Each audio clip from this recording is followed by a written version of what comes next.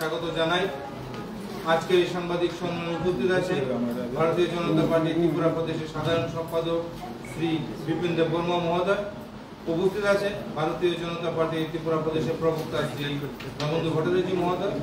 আজকের এই সাংবাদিক সম্মেলনে বিস্তারিত তথ্য তুলে ধরার জন্য আমি শ্রী নমন্দু ভট্টাচার্য মহোদয়কে অনুরোধ করছি। নমস্কার সাংবাদিক বন্ধুরা, আপনারা ইতিমধ্যেই জেনে গেছেন, কালকে আপনারা ফলো করে সে সমস্ত প্রকাশও করেছেন যে আমাদের রাজ্য মন্ত্রিসভা নিয়োগ সংক্রান্ত কিছু সিদ্ধান্ত নিয়েছে। এটা একটা চলমান প্রক্রিয়া, যদিও ইতিপূর্বেও বেশ কিছু ক্ষেত্রে এরকম লোক নিয়োগের ঘোষণা দেওয়া হয়েছে এবং যেসব ক্ষেত্রে ইতিপূর্বে ঘোষণা করা হয়েছিল সেই সব ক্ষেত্রে প্রক্রিয়া এবং এই প্রক্রিয়াটা দ্রুত চলছে। অনেক ক্ষেত্রে লোক নিয়োগ করা হয়েছে, যে সমস্ত ক্ষেত্রে করা হয়নি সে সমস্ত প্রক্রিয়া চলছে। এর মধ্যে রাজ্য সরকার আরো বেশ কয়েকটি দপ্তরে নিয়োগের সিদ্ধান্ত নিয়েছে। সংখ্যার দিক থেকে আমি যাচ্ছি না, কারণ সংখ্যা ইতিমধ্যেই আপনারা জেনে গেছেন, আপনাদের মাধ্যমে রাজ্যবাসীও জেনে গেছেন। গ্রাম উন্নয়ন দপ্তরে ইঞ্জিনিয়ার নিয়োগ করা হচ্ছে, বাস্তুকার নিয়োগ করা হচ্ছে, শিক্ষক নিয়োগ করা হচ্ছে বিদ্যালয় শিক্ষা দপ্তরে, তারপরে স্পেশাল এডুকেটর নিয়োগ করা হচ্ছে শিক্ষক ছাড়াও, আর কারা দপ্তরে নিয়োগ করা হচ্ছে। এগুলি সবগুলি আপনারা জানেন।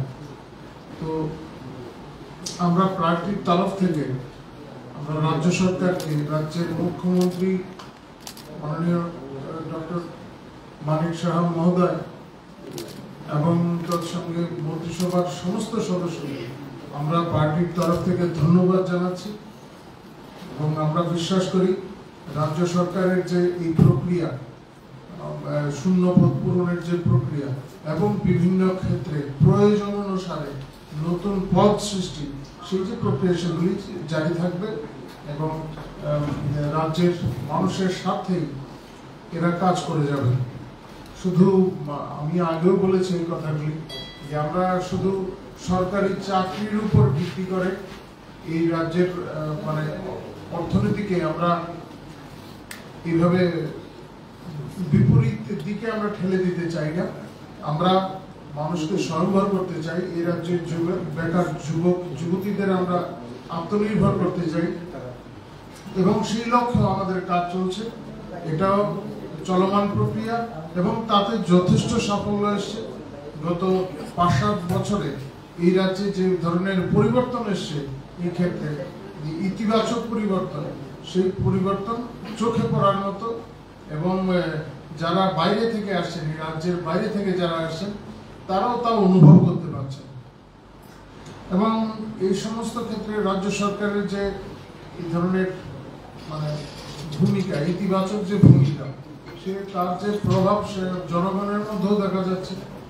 মানুষ ভারতীয় জনতা পার্টির প্রতি আকৃষ্ট হচ্ছেন এবং এই রাজ্যের যারা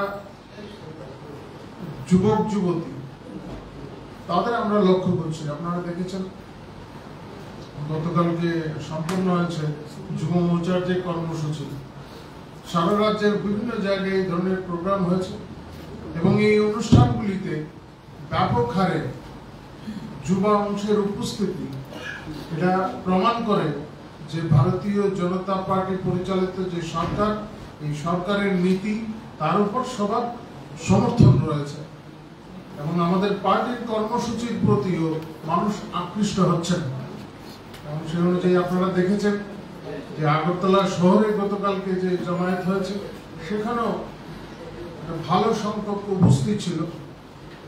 ইতিপূর্বে কোনো রাজনৈতিক দল এইভাবে যুব জমায়েত করতে পারেনি বা কোনো কর্মসূচি সংগঠিত করতে পারেনি। এটা প্রমাণ করে যে আমরা যে নীতি নিয়ে এগিয়ে যাচ্ছি, অন্তর্দয়ের যে আদর্শ আমরা বলছি, আমরা তা বাস্তবায়নে রূপায়ণ করতে পারছি এবং সাধারণ মানুষ আমাদের সঙ্গে আছে। আরেকটি বিষয় আমি উল্লেখ করতে চাই, আপনারা জানেন আমাদের সাংগঠনিক প্রক্রিয়া চলছে। এই সাংগঠনিক বিভিন্ন পর্যায়ে যে আমাদের নেতৃত্বরা উঠে আসবে তার প্রক্রিয়া যথারীতি চলছে এবং সেই জন্য যে সদস্য গ্রহণ প্রক্রিয়া তাও প্রায় চূড়ান্ত পর্যায়ে এসে পৌঁছেছে। আমি আপনাদের কাছে এই সদস্য গ্রহণ সংক্রান্ত বিষয়ে এখন পর্যন্ত আমাদের কি হয়েছে, প্রায় 12 লক্ষের উপরে আমাদের হয়ে গেছে সদস্য।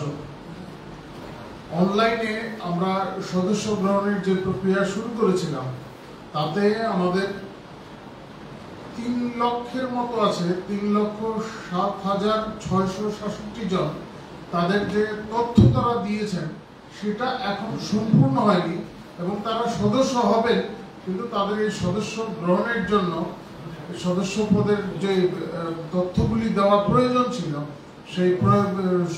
সেগুলি সংগ্রহ করা হচ্ছে, তাদেরকে বলা হচ্ছে, তারা সেগুলি দিচ্ছেন। ফলে এই 3,767 জন ছাড়া ইতিমধ্যেই 9,48,901 জন আমাদের সদস্য হয়ে গেছেন। তার সঙ্গে যুক্ত হবে এই 3,767 জন। এছাড়া অফলাইনে যে সমস্ত জায়গায় আমরা এই অনলাইনে সদস্য গ্রহণ প্রক্রিয়া আমরা সম্পূর্ণ করতে পারিনি, সে সমস্ত ক্ষেত্রে অফলাইনে ফর্মের মাধ্যমে যারা সদস্য হচ্ছেন সেই সংখ্যা 2,31,571। এই সংখ্যাটা 3 দিন আগে এই কাজটা চলছে, তো আজকালের যে হিসাব সেটা আমার কাছে এখন নেই, কিন্তু ফলে আমরা দেখছি 12 লক্ষের উপর গিয়ে আমাদের সদস্য সংখ্যা পৌঁছবে এই রাজ্যে। মানুষ স্বেচ্ছায় এই সদস্য হচ্ছে, মিস কলের মাধ্যমে তারা এই সদস্য হয়েছেন। ফিগারটা আপনাদের কাছে দিলাম আমি, এবং অফলাইনের মধ্যেও যা হচ্ছে তা আপনার কাছে উপস্থাপন করলাম। সবগুলি স্পষ্ট করে দেয় যে মানুষ কিন্তু এখন বিরোধীদের অপপ্রচারে প্ররোচিত হচ্ছে না। যে বিভিন্ন সময় তারা বলেন এটা নাই, সেটা নাই, ওটা নাই, এগুলি হচ্ছে এই যে নাই নাই বলে তারা রাজনীতি করতে চাইছেন, মানুষ তাতে প্রভাবিত হচ্ছেন না, এটা তার প্রমাণ। আর আমাদের যে পরবর্তী বিভিন্ন কার্যক্রমগুলি থাকবে তাতে আমরা বিশ্বাস করি আমাদের এই রাজ্যের মানুষ, শুধু যে আমাদের পার্টির কার্যকর্তারা তা না, এই রাজ্যের মানুষ সক্রিয়ভাবে অংশগ্রহণ করবেন। কারণ আমাদের যে কাজ সেগুলি সমাজকে নিয়ে কাজ, সমাজের স্বার্থের কাজ, সমাজের উন্নয়নের লক্ষ্যে যে সমস্ত কাজ, তাতে সাধারণ মানুষ আমাদের সঙ্গে যুক্ত হবে। এবার আপনাদের যদি কিছু বিষয় জিজ্ঞাসা থাকে আপনারা জিজ্ঞাসা করতে পারেন। বাংলাদেশ সরকারের দলীয় অবস্থান